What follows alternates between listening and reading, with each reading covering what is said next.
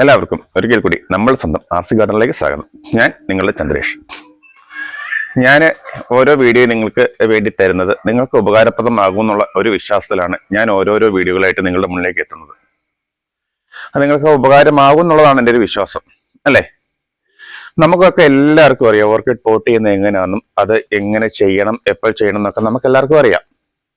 പക്ഷേ നമ്മൾ orchid pot ചെയ്ത് കഴിഞ്ഞാൽ കുറെ ശ്രദ്ധിക്കേണ്ട ഒരു കാര്യങ്ങളുണ്ട്. അത് എല്ലാവർക്കും അറിയണമെന്നില്ല. അതുകൊണ്ടാണ് ഞാൻ ഇന്ന് ഈ ഒരു വീഡിയോ നിങ്ങൾക്ക് എത്തിച്ചു തരുന്നത്. എന്താന്ന് വെച്ചാൽ നമ്മളുടെ എല്ലാം മനസ്സിലുള്ളൊരു കാര്യമുണ്ട്.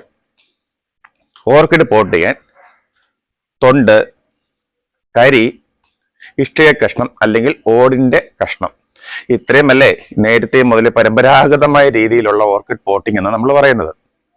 പക്ഷേ എൻ്റെ ഒരു അഭിപ്രായത്തിൽ നമ്മുടെ ഓർക്കിഡ് പോട്ടിങ്ങിന് വേണ്ടിയിട്ട് ഉപയോഗിക്കേണ്ടത് കരി മാത്രം ഉപയോഗിക്കുന്നതായിരിക്കും ഏറ്റവും നല്ലത്. അല്ലെങ്കിൽ നമ്മുടെ പാറക്കഷ്ണം, മെറ്റൽ ചിപ്സ് ഇടുന്നതും കുറച്ചുകൂടെ ബെറ്റർ ആയിരിക്കും. ഈ പറയാൻ കാര്യമുണ്ട്.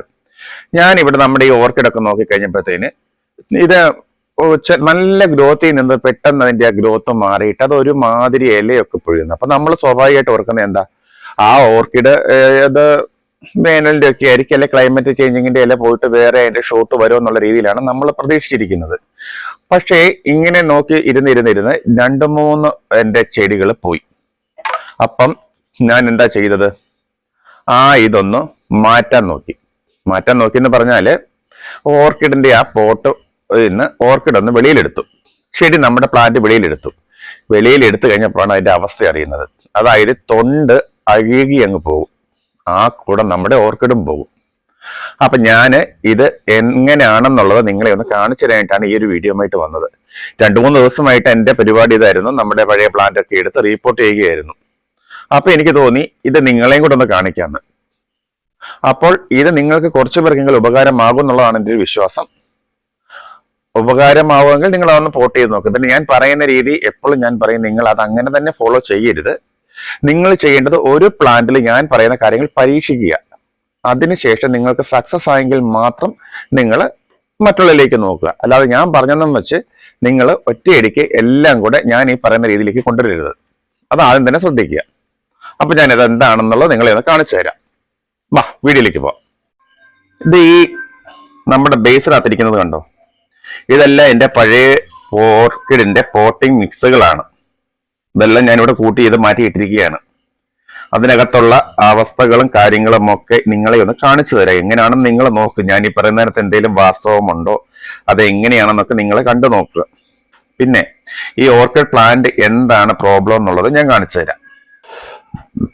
ഈ പ്ലാന്റുകൾ കണ്ടോ, ഇപ്പൊ 2 ഇലയൊക്കെ ആയിട്ടാണ് നിൽക്കുന്നത്. ബാക്കിയുള്ള തണ്ടെല്ലാം നിൽക്കുന്നത് കണ്ടോ. അപ്പൊ അത് ഓട്ടോമാറ്റിക്കായിട്ട് അതിന്റെ ചോട്ടിൽ പ്രോബ്ലം ഉണ്ട്. അതുകൊണ്ടാണ് അത് അങ്ങനെ വരുന്നത്. ഇത് കണ്ടോ, ഈ പ്ലാന്റ് ഇരിക്കുന്നത് അത് ഓരോന്ന് നോക്കി. ഇത് നേരത്തെ നമ്മുടെ വീഡിയോസ് കണ്ടിരിക്കുന്നവർക്കെല്ലാം അറിയാം നമ്മുടെ ഈ പ്ലാന്റുകളൊക്കെ എത്ര ഹെൽത്തി ആയിട്ടാണ് നിന്നിരുന്നതെന്ന്. അതുപോലെ തന്നെ വേറൊരു കേസ് കൂടെ കാണിച്ചു തരാം. ഈ പ്ലാന്റ് കണ്ടോ, ഈ പ്ലാന്റിന് ഷൂട്ടൊന്നും വരുന്നില്ല. പക്ഷെ അതിനത് ഇവിടെ നിന്ന് ഒരു വേര് വന്ന് വേറെ തൈ വരിക. അപ്പോഴേ അങ്ങനെയുള്ളപ്പോഴും നമ്മൾ ശ്രദ്ധിച്ചോണം, ഓർക്കിഡിന്റെ പോട്ടിങ്ങിൽ എന്തോ ഒരു പ്രോബ്ലം ഉണ്ട്, അതിന്റെ പ്ലാന്റിന് താഴെ പ്രോബ്ലം ഉണ്ട്. അതുകൊണ്ടാണ് അതിന് മുകളിൽ ഇങ്ങനെ ഒരു വേര് വന്ന് തൈ വരുന്നത് നമ്മൾ ഓർത്തോണം. അങ്ങനെ കാണുമ്പോൾ തന്നെ നമ്മൾ നമ്മുടെ ഈ പോട്ട് ഇന്ന് ഈ ഓർക്കിഡ് പ്ലാന്റിനെ റിമൂവ് ചെയ്ത് നോക്കണം അതിന് എന്തെങ്കിലും പ്രോബ്ലം ഉണ്ടോ എന്ന്. അപ്പൊ ഇതൊക്കെ ഞാൻ റീപോർട്ട് ചെയ്യേണ്ട പ്ലാന്റുകളാണ്. ഈ ഭാഗത്തൊക്കെ ഞാൻ ഓൾറെഡി ചെയ്തു കഴിഞ്ഞു. ഇങ്ങനെ വന്നപ്പോഴാണ് ഇത് നിങ്ങളെയും കൂടി ഒന്ന് കാണിക്കാം, ഉപകാരം ആകുന്നവർക്ക് ഉപകാരമാവട്ടെ എന്നുള്ള രീതിയിലാണ് ഞാൻ വന്നത്. അപ്പം ഞാൻ ആ 2 പ്ലാന്റ് നിങ്ങളെ ഒന്ന് പോട്ടിന് എടുത്ത് കാണിച്ചു തരാം. ഇപ്പൊ നിങ്ങളെ കാണിക്കാൻ ഞാൻ എടുത്തു വെച്ചിരിക്കുന്നത് ഈ 2 പ്ലാന്റ് ആണ്. ഇത് നോക്കി, ഈ പ്ലാന്റിന്റെ ഈ ഒരു ഇതില് ഇത്രയും നല്ല ആരോഗ്യത്തിലാണ് പ്ലാന്റ് നിൽക്കുന്നത്. പക്ഷേ അതിന്റെ സ്പൈക്ക് ഉണ്ട്. ഇത് വലിയ സ്പൈക്ക് വരുന്ന ഒരു ചെടിയായിരുന്നു. അപ്പൊ അത് തീരെ ചെറിയൊരു സ്പൈക്കാണ് വന്നിരുന്നത്. അതുപോലെ ഇതിന് പറയുന്ന വലിയ ഗ്രോത്ത് ഒന്നുമില്ല. അപ്പൊ ഞാൻ ഇതിനെ ഒരെണ്ണത്തിനെ ഞാൻ എടുത്ത് കാണിക്കാം നിങ്ങളെ. അതിന്റെ അവസ്ഥ നിങ്ങൾ തന്നെ ഒന്ന് കണ്ടു നോക്ക്. 2 പ്ലാന്റ് ഞാനിവിടെ വെളിയിൽ എടുത്തിട്ടുണ്ട്. കണ്ടോ, തൊണ്ടിനകത്തുള്ള ഒരു പ്രശ്നങ്ങളാണ്.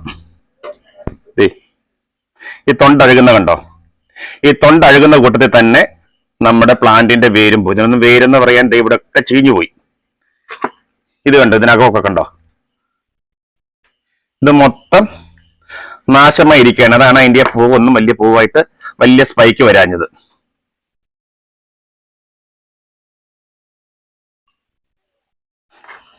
ഇനി ഇതിനകത്ത് കിടക്കുന്ന തൊണ്ടിന്റെ ഒക്കെ അവസ്ഥ നോക്കി. തൊണ്ട അഴുകി ചീഞ്ഞ് പോകുമ്പം ആ കൂടെ നമ്മുടെ പ്ലാന്റ് നാശമാകും, അതിന്റെ വേരും ഒക്കെ.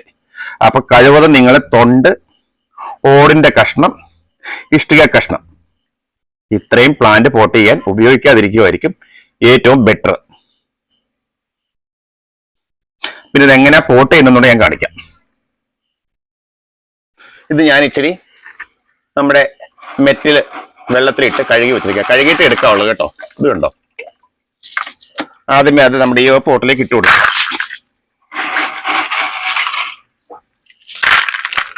കുറച്ച് മെറ്റിലിട്ടു. അതിനുശേഷം ശകലം കരി എടുത്തിടുക. ഈ മെറ്റിലിട്ട് ചിലത് പറയും മെറ്റിലിന് ചൂട് കാലം വരുമ്പോഴത്തേന് ഭയങ്കര ചൂടാകും, മെറ്റിൽ പ്ലാന്റ് പോകുന്നു. അതിനുള്ള സൊല്യൂഷനാണ് നമ്മുടെ ഈ കരി. ഇനി അതിനുശേഷം വീണ്ടും മെറ്റിലിട്ട് കൊടുക്കുക. ഞാൻ ഇതിന്റെ വേരെല്ലാം കണ്ടിച്ച് കളഞ്ഞു കേട്ടോ. അഴുകിയ വേരെല്ലാം കണ്ടിച്ച് കളഞ്ഞിട്ടാണ് ചെയ്തത്. സോറി, നിങ്ങളേത് കാണിക്കാൻ മറന്നുപോയി. ഇത് എടുക്കണ്ടല്ലോ. ഇത് പ്ലാന്റിനെ നേരെ നിർത്തുക. നമ്മൾ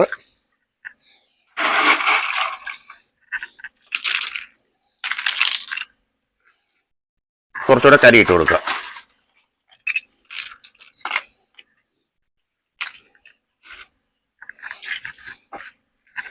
ഇത്രയേ ഉള്ളൂ നമ്മുടെ പോട്ടിങ്. അപ്പൊ ഞാൻ ഈ പറഞ്ഞ രീതിയിൽ ഒന്ന് പോട്ട് ചെയ്യാൻ നോക്ക്. നമ്മുടെ പ്ലാന്റിന്റെ വ്യത്യാസം നിങ്ങൾക്കറിയാം. ഇപ്പം അല്ലെങ്കിൽ ആ പ്ലാന്റുകൾ മുഴുവൻ നമുക്ക് നാശമായി പോകും. അതൊരിക്കലും നമുക്ക് അംഗീകരിക്കാൻ പറ്റുകയല്ലോ. അതുകൊണ്ടാണ് ഞാനിപ്പോൾ ഓടി വന്ന് നിങ്ങളെ ഈ ഒരു വീഡിയോ കാണിക്കാനുള്ള ഒരു കാരണം. അപ്പം നിങ്ങൾക്കൊക്കെ അത് ഒന്ന് ചെയ്ത് നോക്കുക, പരീക്ഷിക്കുക എങ്ങനെയുണ്ടെന്ന്. ഒരു പ്ലാന്റ് എടുത്ത് ചോട്ടീന്ന് എടുത്ത് നോക്ക്. നിങ്ങൾക്ക് അതിന്റെ കാര്യം മനസ്സിലാകും. അപ്പോൾ ഒരു പ്ലാന്റ് ഒക്കെ ഞാൻ ഈ പറഞ്ഞ പോലെ നിങ്ങൾ പോട്ട് ചെയ്ത് നോക്കുക. എന്നിട്ട് യൂസ്ഫുൾ ആണ് എന്ന് കണ്ടാൽ മറ്റുള്ള പ്ലാന്റുകൾ അങ്ങനെ ചെയ്യുക. എന്തായാലും ആരോഗ്യമില്ലാതെ നിൽക്കുന്ന പ്ലാന്റ് നിങ്ങളൊന്ന് എടുത്ത് നോക്കുക അതിന്റെ പോട്ടിൽ നിന്ന്. അപ്പം അതിനകത്ത് എന്തെങ്കിലും വ്യത്യാസം ഉണ്ടോ എന്ന് നിങ്ങൾക്ക് മനസ്സിലാകും.